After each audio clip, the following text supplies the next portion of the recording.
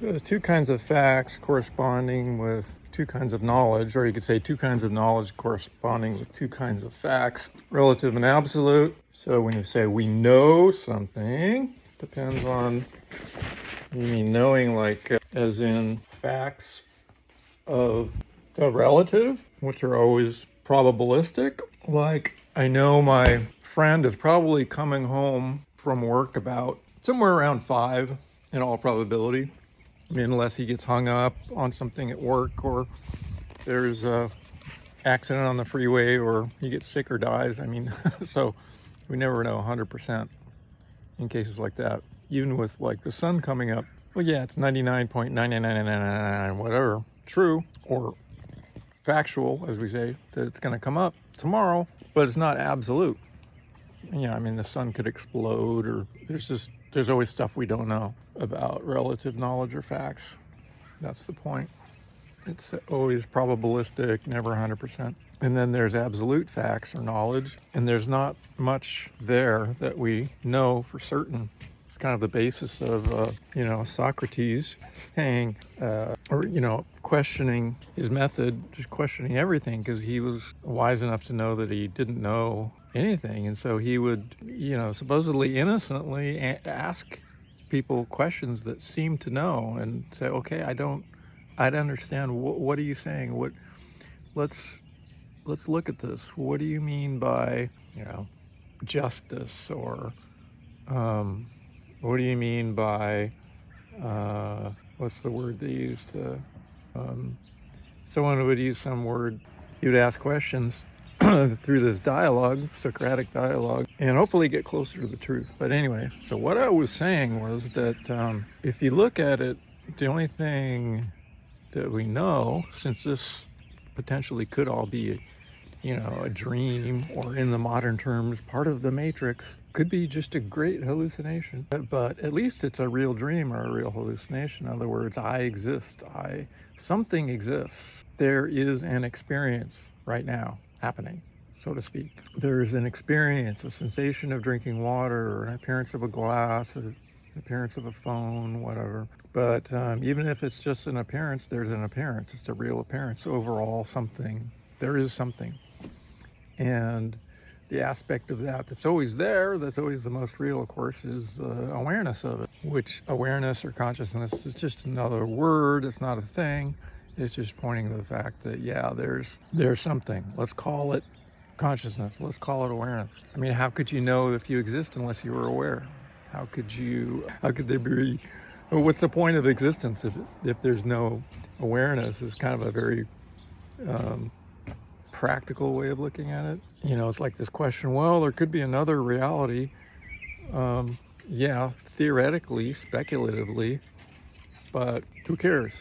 Why does it matter? What if there's no possible way of knowing anything about it, has no connection, then for all intents and purposes, another reality is completely meaningless. It's just like pure speculation or imagination. And again, we're wanting to know what the facts are. What's real, what's factual. So, it comes back down to just existence and awareness. It's as simple as that. How and those, you could say those are the same thing, since you can't really have one without the other, and they're just concepts or words we're using to point to what's behind the experience. In other words, it's ultimately subjective, and then you have to ask, okay, so what is it that's being subjective? What's behind that? And that's unanswerable as far as I can see. I mean, that's why these sages are always saying the unseen seer. How can you, it's like trying to see your own eye, see the scene. You can't even see your own head unless you look like in a video camera or mirror, and then it's just a secondhand representation that we construct of some object. Supposedly it's there, but again, that's in the mind. So we have a mental representation, but is that what's seeing? It's just the outer, just some outer appearance. Like one can see one's head, but like that on Having No Head guy, if you put a paper bag over your head, where's the seer? You're still seeing, still having, images of what's it called? You know, when you close your eyes, you can still see or there's a word for it, phosphenes. Yeah, even in the dark, if you close your eyes, you'll still see what's called phosphenes, which is like the retina, their nerves, creating a little bit of like a purplish image. Or you could start dreaming or imagining. I mean, there's still perception going on, perceiving in the most general sense, no matter what, except maybe in deep sleep where it's hard to remember anything because there's so little content. It's hard to say, but all you know is that not much was happening, although you might feel very refreshed, and then you go, wow, that was really nice. You know, it's so restful. So is there awareness there? Who cares? Again, it's like, you know, it becomes a matter of like words and concepts. Are you ever not aware? Even in when I went under anesthesia, there's no time there. There's no time gap. So there's no gap in awareness. The awareness never went away. It's just there's kind of if you look at the clock, there's a gap, but there wasn't any gap in awareness.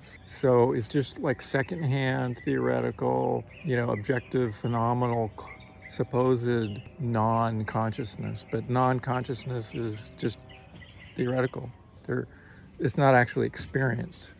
Yeah, try to find non-consciousness or non-experience and experience. So that's why some of these teachers, like this guy Francis Lucille, he talks about a non-phenomenal experience, which is like a very convoluted theoretical philosophical description of what I'm talking about, which is the unseen seer. I mean, you can't grasp it or find it. It's not an object.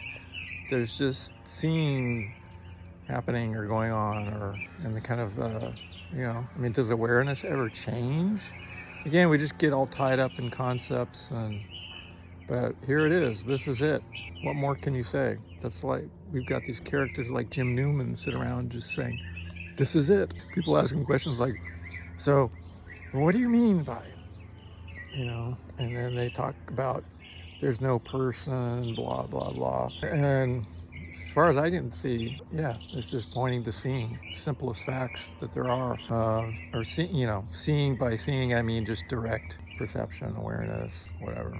And the Zen guys, they'll look at outer perceptions. Like right now, there's this bird making noise, singing. It's beautiful, mockingbird singing, and yeah, it's wonderful to just listen to that. And then if you want to do a Zen thing, it's like, where is that coming from or going to? What's listening? What's hearing? It's like it has no location and no source. It's not really in time because you can't really pin it down.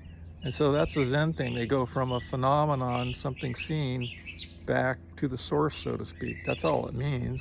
Doesn't mean there is a source like an object, because we want to imagine something. It's just pointing to the fact there is no object. It's just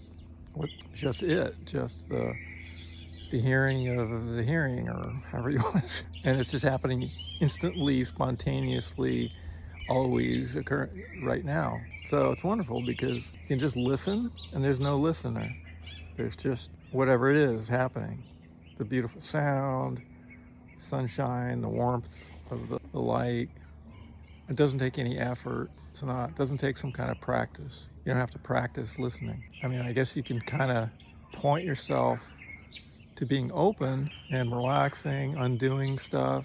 But I don't know. It's just, in the end, it's just kind of like it is what it is. No requirements necessary, as they say. Or like that character Paul Hedderman likes to say, no requirements necessary.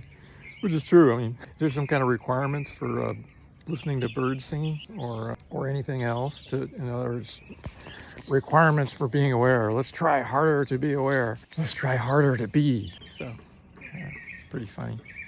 But yeah, anyway, so I started this just to like make some notes because I was going to go to the park and record a video. But if I plan it, it never goes anywhere.